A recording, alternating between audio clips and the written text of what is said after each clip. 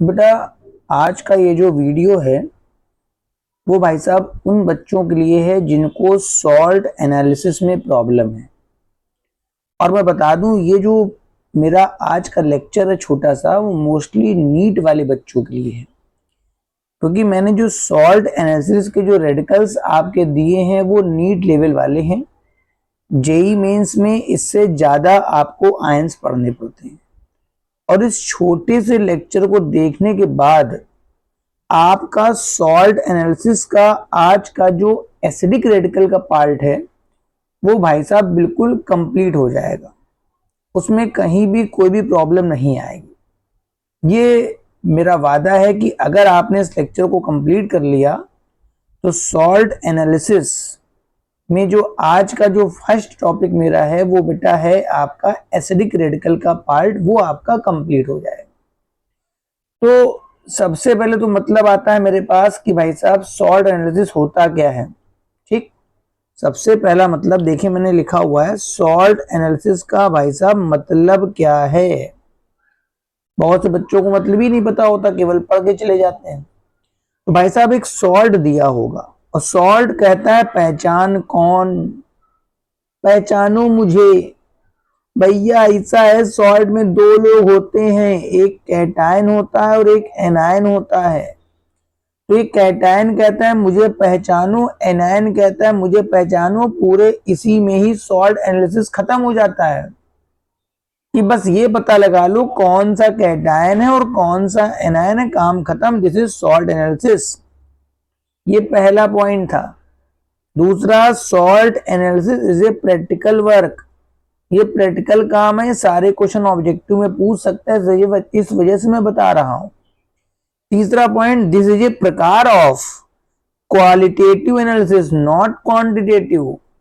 कौन सा सॉल्ट कितना परसेंट आयन कौन सा प्रेजेंट है कोई मतलब नहीं, कौन सा प्रेजेंट है, कौन सा प्रेजेंट होना उसकी क्वालिटी बताता है।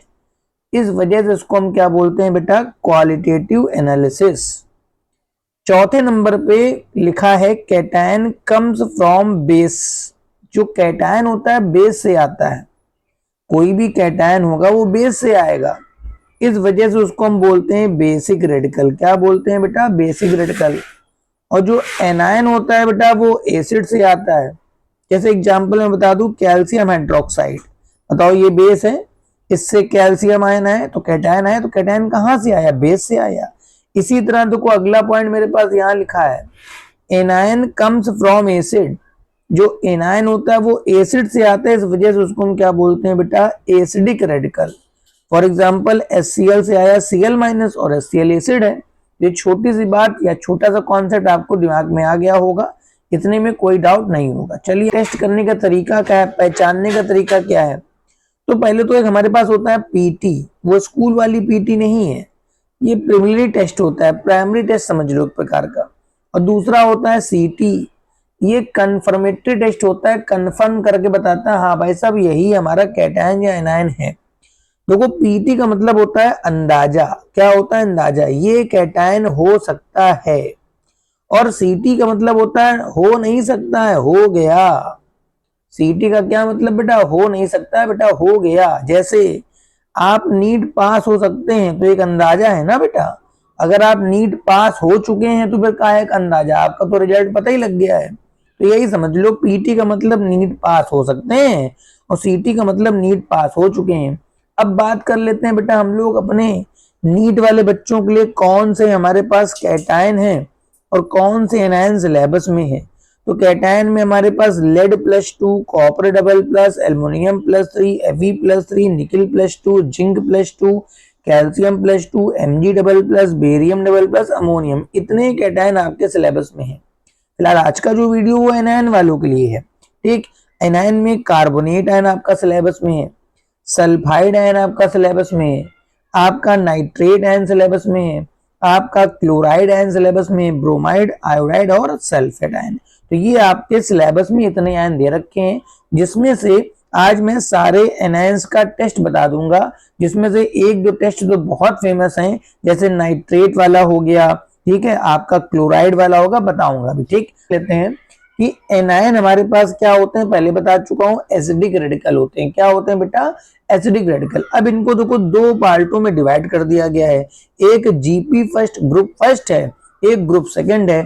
ग्रुप फर्स्ट के भी बेटा दो पार्ट कर दिए गए, एक का नाम क्लास ए रखा गया, एक का नाम क्लास बी। अगर आपके सिलेबस की बात करें तो क्लास ए में केवल दो पढ़ने, एक कार्बोनेट आयन, एक सल्फाइड आयन, और क्लास बी में हमको चार पढ़ने हैं, क्लोराइड, ब्रोमाइड, आयोडाइड और नाइट्रेट आयन। ठीक है। और ग्रुप सेकंड में अगर आपके सिलेबस की बात करें तो फॉस्फेट तो फिलहाल है नहीं, मगर सल्फेट आपको पढ़ना है। ठीक है ना। अब कैसे चेकिंग प्रोसेस चालू होगा, बच्चों को यही कंफ्यूजन होता है। देखो, अगर आपने एक टेस्ट ट्यूब में अपना सॉल्ट डाल लिया है, ठीक है, 3-4 पार्ट कर लेना बेटा, इसके कई बार टेस्ट करना पड़ता है, और उसमें आपने डाइल्यूट HCl, शुरुआत यहीं से करेंगे, डाइल्यूट HCl और बेटा डाइल्यूट H2SO4 मिलाएंगे।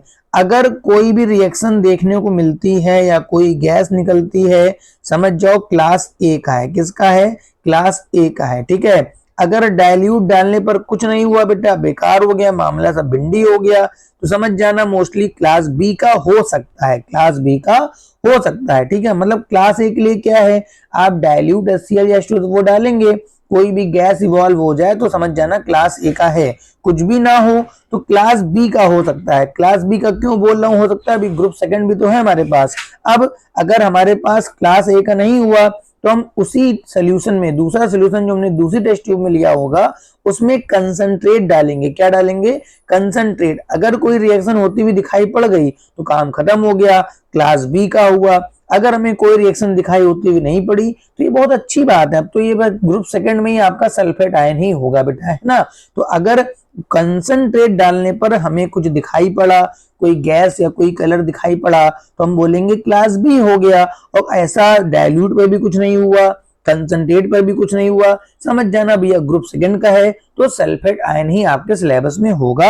अब हम चलते हैं अपने नेक्स्ट स्लाइड की ओर। बहुत ये मेरे पास आ गया ग्रुप फर्स्ट का क्लास ए का, ग्रुप फर्स्ट का क्लास ए। क्लास ए वाले में हमें दो ही पढ़ने हैं। अगर सिलेबस की बात करें तो एक कौन सा है, कार्बोनेट आयन, दूसरा है बेटा सल्फाइड आयन। तो पहले हम लोग पीटी करेंगे, पीटी समझ में आ रहा है, तो हम पहले सॉल्ट लेंगे, उसको पानी वानी में घोल के सोल्यूशन बना लेंगे, और कहा था डाइल्यूट HCl डालना है। ठीक है। गैस इवॉल्व हो गई, चाचा गैस इवॉल्व हो गई, मतलब क्लास ए का ही है, क्लास ए का ही है। अब हमारे पास दो ही सिलेबस में है। पहला हमारे पास कौन सा है, देखो पहला, अगर वो गैस जो निकली कलरलेस, ऑर्डरलेस गैस और एफरेवेसेंस, मतलब चुटपुट चुटपुट की आवाज आ रही है, और उसे हम लोग जब लाइम वाटर में पास करेंगे तो मिल्की ऐसा हो जाएगा, तो वो गैस पक्का CO2 होगी, मतलब ये देखने को मिलेगा। तो गैस CO2 होगी, और एनायन वहां पर हो सकता है कार्बोनेट आयन, जो कि पीटी बोल रहा हूं वही हालत है ना, नीट पास हो सकते हैं, जो कार्बोनेट आयन हो सकता है। अगर हमारे पास जो गैस निकली है उसमें से सड़े अंडे ऐसी स्मेल आ रही है, तो भैया वो H2S गैस हो सकती है, और एनायन कौन सा हो सकता है बेटा, सल्फाइड आयन। बात समझ में आ रही है। इतना हमारे पास नेक्स्ट स्लाइड में क्या आ गया, देखो भाई, टेस्ट ऑफ कार्बोनेट आयन। अब हम लोग पूरी बात करेंगे कार्बोनेट आयन का टेस्ट। पहले वो पीटी वही वाला आ गया, देखो ये कार्बोनेट आयन मैंने सोडियम कार्बोनेट सॉल्ट लिया था, ठीक है, डाइल्यूट HCl डाला होगा तो CO2 गैस निकली होगी। कौन सी गैस निकली होगी बेटा, CO2 गैस। तो क्या लिखा है यहाँ पर, कार्बोनेट हो सकता है। क्या लिखा है यहाँ पर, कार्बोनेट हो सकता है बेटा, है ना, कार्बोनेट क्या है, हो सकता है। ठीक, इतनी बात क्लियर है। अब सीटी कैसे करेंगे, इस CO2 को हम लोग लाइम वाटर में पास कर देंगे तो वहां कैल्शियम कार्बोनेट बन जाएगा। क्या बन जाएगा बेटा, कैल्शियम कार्बोनेट। इसका व्हाइट पीपीटी आता है, ये कंफर्म हो गया। एक और टेस्ट है, आप चाहें तो इससे भी टेस्ट कर सकते हैं। अपने सोडियम कार्बोनेट में आप सिल्वर नाइट्रेट डाल दीजिए तो सिल्वर कार्बोनेट बन जाएगा। क्या बन जाएगा बेटा, सिल्वर कार्बोनेट बन जाएगा, जिसे हीट करने पर पहले बनेगा सिल्वर ऑक्साइड जो कि अनस्टेबल होता है, और फर्दर हीट करने पर सिल्वर बन जाएगा। अगर ऐसा भी हो गया तो भी आपका कंफर्म हो गया कि भाई साहब कार्बोनेट टेस्ट होने वाला है। इतनी बात क्लियर है। बहुत छोटे छोटे टेस्ट हैं, एक बार केवल आपको आधा पौन घंटा समय देके रिवाइज करना होता है, खुद ही बात क्लियर होगी। ठीक है। अब आ जाए अपने, देखिए टेस्ट सेकंड में है, बहुत छोटे छोटे टेस्ट हैं, एक बार केवल आपको आधा पौन घंटा समय देके रिवाइज करना होता है, खुद ही बात। हमारे पास टेस्ट सेकंड किसका है बेटा, सल्फाइड आयन का हो गया। सल्फाइड आयन का पीटी क्या रहा होगा, Na2S लिया है, डाइल्यूट H2SO4 डाला होगा, H2S गैस निकली होगी, सड़े अंडे से स्मेल आ रही होगी, इसका मतलब शायद सल्फाइड हो सकता है। मगर कंफर्मेटरी टेस्ट में क्या है, सीटी में क्या है भैया, जहां से H2S गैस निकल रही होगी ना, वहां पर एक फिल्टर पेपर लाएंगे। फिल्टर पेपर को पहले लेड एसिडेट में डुबो लेना, अपने फिल्टर पेपर को लेड एसिडेट में डुबो लेना, इसके ऊपर इसके पास ले आना, इसके पास यहाँ ले आना, ठीक है। तो इन दोनों के रिएक्शन से पीबीएस का ब्लैक पीपीटी बन जाएगा। अगर भाई साहब ये इससे डूबा हुआ फिल्टर पेपर इसके पास लाने पर इन दोनों की रिएक्शन हुई और ये बन गया, तो कंफर्म हो जाएगा सल्फाइड आयन है। ये वाला टेस्ट इसका बहुत इंपॉर्टेंट है। इसको हम बोलते हैं बेटा सोडियम नाइट्रोप्रोसाइड टेस्ट, बहुत फेमस है। ये हमारे पास सोडियम नाइट्रोप्रोसाइड का फॉर्मूला होता है। अगर Na2S हुआ तो वहां पर ये कॉम्प्लेक्स बन जाएगा Na4FeCN का होल 5। NOS कुछ नहीं, Na को यहां चिपका देना है, सल्फर को यहां चिपका देना है। इसका कलर कैसा बनेगा बेटा, वायलेट। अगर ऐसा हो गया तो भी आपका सल्फाइड आयन कंफर्म होगा, ठीक है ना। अब हम लोग चलते हैं अपने नेक्स्ट स्लाइड की तरफ। तो बेटा हमारे पास क्या है, ग्रुप फर्स्ट में हम लोग क्लास बी में आ जाते हैं, ठीक है। क्लास बी का रिएजेंट क्या होता है, कंसंट्रेट H2SO4 या कंसंट्रेट HCl, ठीक है। इसमें ये चार हमें पढ़ने हैं ना, ये चार पढ़ने हैं। देखो ऑब्जर्वेशन क्या है, देख अगर इसको मिलाने पर ये पहला हुआ कलरलेस पिंगेंट गैस, मतलब एक बड़ी तीज स्मेल वाली गैस निकली। टर्न लिस्मेंट रेड, मतलब ब्लू रेड में इसको रेड कर देगी तो HCl हो सकती है। और एनायन कौन सा हो सकता है बेटा, क्लोराइड आयन हो सकता है। अगर रेडिश ब्राउन हमारे पास इसको डालने पर, अगर रेडिश ब्राउन गैस आ रही तो ब्रोमीन वेपर हो सकती है और ब्रोमाइड आयन हो जाएगा। अगर वायलेट वेपर आ रही है तो आयोडीन हो सकता है, आयोडाइड आयन हो जाएगा। अगर ब्राउन कलर आ रहा है तो NO2 गैस हो सकती है, तो नाइट्रेट आ जाएगा। अब इन सब का हम लोग टोटली टेस्ट पढ़ेंगे अपनी अगली स्लाइड। तो यहाँ पर क्या है हमारे पास, टेस्ट फॉर क्लोराइड आयन, ठीक है। पहले वही पीटी कर लेते हैं। तो NaCl वगैरह लिया मैंने, AC में क्लोराइड आयन इसमें डाला कंसंट्रेट H2SO4, तो यहाँ से HCl निकली होगी। और ये रहा ब्लू लिटमस पेपर, अगर ये रेड हो गया तो शायद Cl हो सकता है, ठीक है। दूसरा कंफर्मेशन वाले में HCl में NH4OH डालेंगे तो NH4Cl व्हाइट धुआं ऐसा निकलेगा, वहां से क्या निकलेगा बेटा, व्हाइट धुआं ऐसा निकलेगा। अगर ऐसा हो गया तो भी आपका क्लोराइड आयन कंफर्म हो गया। अदरवाइज आप सिल्वर नाइट्रेट डाल के, इनमें से कोई भी टेस्ट आपके एग्जाम में आ सकता है। सिल्वर नाइट्रेट डालेंगे तो भाई AgCl का व्हाइट पीपीटी बन जाएगा, ठीक है। और सबसे लास्ट में जो मोस्ट फेमस है बेटा वो हमारा है क्रोमिल क्लोराइड टेस्ट, ठीक है। आप अपने सॉल्ट में पोटेशियम, एक चीज और यहाँ लिखी है, जो क्रोमिल क्लोराइड टेस्ट होता है वो आयनिक क्लोराइड के लिए होता है, वो कोवेलेंट क्लोराइड के लिए नहीं होता है, इस बात को ध्यान रखेंगे, ठीक है।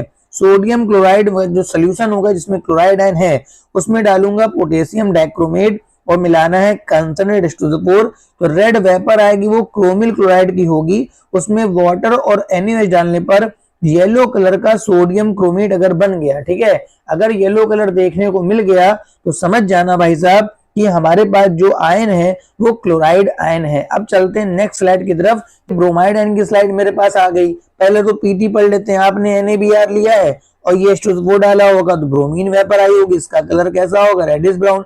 एक गैस लग गया होगा कि हाँ भाई ब्रोमीन वेपर ब्रोमीन हो सकता है या ब्रोमाइड आयन हो सकता है। सीटी में क्या करना है, बहुत सरल सा है, सिल्वर नाइट्रेट डालना है तो AgBr बनेगा, मगर इसका कलर पेल येलो होता है। अगर आप क्लोरीन डालेंगे तो क्लोरीन एक स्ट्रॉन्ग ऑक्सीडाइजिंग एजेंट है, NaBr से Br को धक्का दे देगा और ब्रोमीन वेपर बन जाएगी, इसका कलर ब्राउन होगा, ठीक है। अब आ जाते हैं अपने आयोडाइड आयन की तरफ, जो ज्यादा टफ नहीं है। वही पीटी देख लेते हैं। NaI आपने मिलाया था H2SO4, ये दो ग्रुप रिएजेंट था। अगर आयोडीन बना वायलेट कलर का तो भैया आयोडीन मतलब आयोडाइड आयन हो सकता है। अगर आपको कंफर्म करना है सिल्वर नाइट्रेट डाल दो, AgI बनेगा पूरा येलो कलर का। क्लोरीन या ब्रोमीन डालोगे, ये दोनों इससे स्ट्रॉन्ग ऑक्सीडाइजिंग एजेंट होते हैं, तो आयोडीन बन जाएगा वायलेट कलर का। बस हमारे पास थोड़ी नाइट्रेट आयन वाला, नाइट्रेट आयन वाले के लिए देखिए मेरे पास क्या है, पहले पीटी टेस्ट NaNO3, देखो इसमें नाइट्रेट आयन है, H2SO4 डाला तो यहाँ पहले HNO3 बनता है। क्या बनता है, HNO3, ठीक है ना। उसके बाद इसको हीट करेंगे तो NO2 की ब्राउन कलर, अगर ऐसा हुआ तो नाइट्रेट होने की संभावना हो जाएगी। कन्फर्मेशन टेस्ट इसका बहुत ज्यादा फेमस है, जिसको हम लोग ब्राउन रिंग टेस्ट बोलते हैं। क्या बोलते हैं बेटा, ब्राउन रिंग टेस्ट। आपको ऐसे तिरछी टेस्ट ट्यूब ले लेना है, इसमें आपका सॉल्ट पड़ा होगा जिसमें नाइट्रेट आयन होगा, ऊपर से डाल देना है कंसंट्रेट H2SO4 और इस कांच की दीवार के सहारे आपको डालना है फ्रेशली प्रिपेयर्ड FeSO4। ताजा बना फेरस सल्फेट जो ग्रीन कलर का होता है, जब डालोगे तो यहाँ पर एक छल्ला ऐसा बन जाएगा जो ब्राउन कलर का होगा, और उसके कॉम्प्लेक्स का फॉर्मूला कई बार पूछा गया है। ये ब्राउन रिंग कॉम्प्लेक्स होता है जिसका फॉर्मूला है FeH2O का होल 5 NO और बाहर सल्फेट। यहाँ पर NO पे चार्ज +1 होता है और Fe पे होता है +1। ये बहुत इंपॉर्टेंट है जो कि नाइट्रेट आयन के टेस्ट में आता है। ब्लास्ट और देख लेते हैं। सल्फेट आयन के लिए बहुत सिंपल सा है, अगर आपको सल्फेट आयन दिया गया है तो उसमें बेरियम क्लोराइड डालेगा, तो बेरियम सल्फेट, अगर बेरियम क्लोराइड डालने पर अगर आपको व्हाइट PBT मिलता है तो भाई साहब सीधा सा सल्फेट आयन वहां पर कंफर्म हो गया। तो उम्मीद है आपको ये छोटा सा एसिडिक रेडिकल का कॉन्सेप्ट समझ में आया होगा। अब जो नेक्स्ट लेक्चर आएगा वो तुरंत आने वाला है जो कि होगा बेसिक लेक्चर का, तो आपका पूरा जो सॉल्ट एनालिसिस है वो पूरा कंप्लीट हो जाएगा। मगर मैं बता दूं ये वीडियो नीट वाले बच्चों के लिए है, जेई वाले बच्चों के लिए नहीं है। Thank you for watching.